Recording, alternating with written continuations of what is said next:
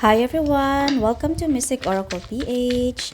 Ito po yung bago ko na channel na ni-create ko po kasi ay accidentally nabura ko po yung account ko po. Gusto ko lang ipaalam sa inyo po that this is a Taglish Tarot reading po. Sana po lahat po kayo mga viewers will support me. Sana you find this reading helpful to each one of you.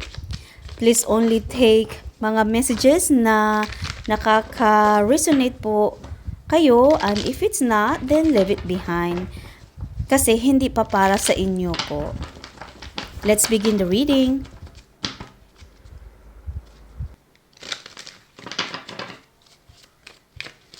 Makikita mo lang tong mensahe po within 48 hours lang po. So, kung sino maka-resonate po nito, if you want to comment down below. If you want to share, and kung hindi po kayo maka-resonate po nito, it means hindi pa po para sa iyo. Just leave it behind. Okay. Okay. Unang mensahe po, we've got 5 of Wands.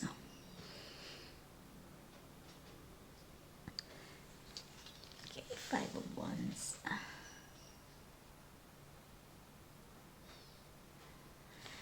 Meron tayong strength.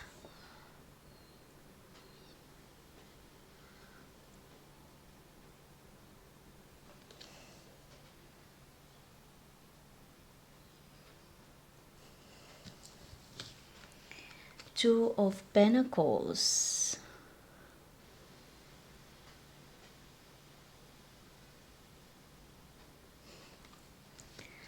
Okay, now. Five of Wands. Okay.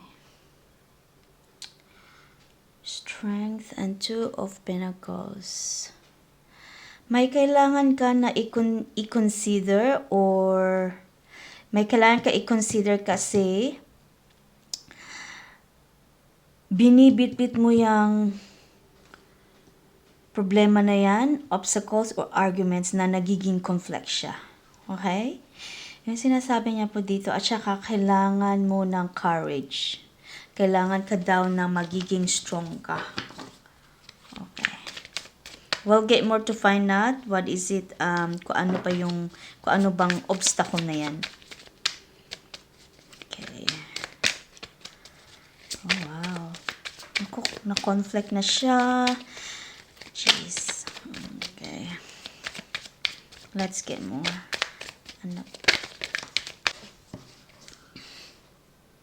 We got the Star.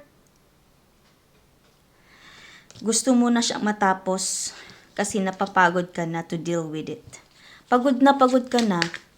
Kung ano man yung tinitake up nung na battles mo yan. It's taking up your strength, yung courage mo, parang napapagod ka na.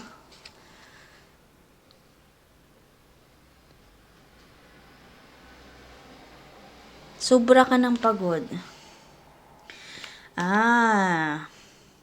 Something to do sa mga parang will to na na-receive nyo. Inheritance na pinagdi-divide or na-conflict siya. Inheritance na ibibigay sa inyo na may kahati ka na i-divide siya, pero I don't know what's happening exactly quite yet, but siya napunta siya sa sa away, there's conflict. And you have this for a while now.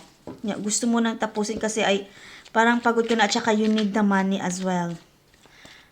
You want to move on and you want that. Kasi may plano ka sa pera mo. Pag makuha mo yan, may plano ka kung paano mo siya spend it. Parang nag-isip ka ng magnegosyo. ipaano mo yung pera. O di kaya i-invest mo siya in the bank or di ko alam kung anong use ng pera mo after kung makuha mo yan. Kung matapos na tong problema. We've got 9 of Wands. Yeah. Napaka-challenges talaga itong problema na ito. Kailangan ka daw, para ma-overcome mo to, kailangan mo ng strong of heart, kailangan ka may courage ka. Manalig ka, pray, meditate.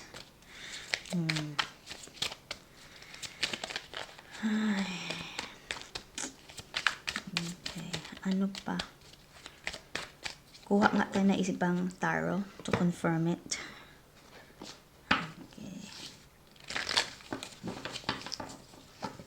To confirm na ano siya. Yan ba talaga? Inheritance. Inheritance siya. Matagal na pala to siya, but hindi pa siya natapos. Siguro may problema sa paperwork o kung ano kaya ang nito, problema. Hindi pa siya matapos-tapos.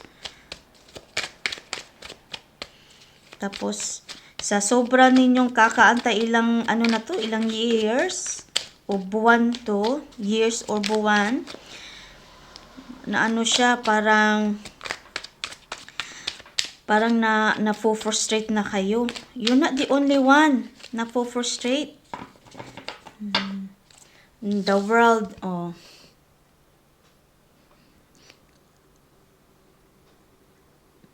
ayaw mag-focus. Meron tayong the world. Matatapos din yan. Antay-antay ka lang. Matatapos din daw yan.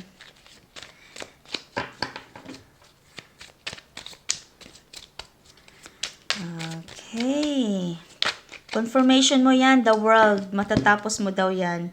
Another confirmation, strength. Kailangan ka talaga, you need to find courage. Kailangan kang mag-strong. Kasi hindi to basa-basa. Kasi nairita ka na eh. At saka hindi ka lang, you're not the only one. Parang hindi lang ikaw nag-iisang feeling that way. Okay? Manalig ka daw. You need to find courage para ma-overcome mo to. Kasi nandyan na si the world, Nandyan na si the world. Parating na siya. We got 6 of Swords.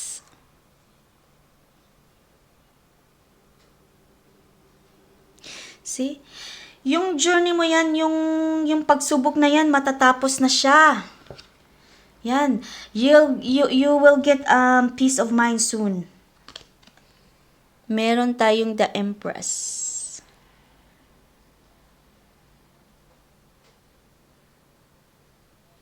Abundance. Darating na siya. Continue ka lang mag-courage. And be positive. Parating na siya talaga. Everyone, kung sinong nakaresonate nito, parating na siya. Makukuha mo na ang sagot na pinakaantay mo. Okay? We got Prince of Swords.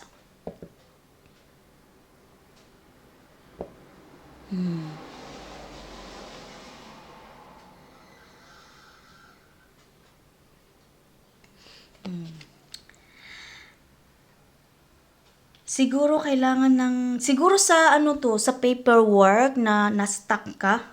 Na-stuck siya, hindi pa siya naka-release. Siguro kailangan mo sila bigyan ng yung under the table na cash.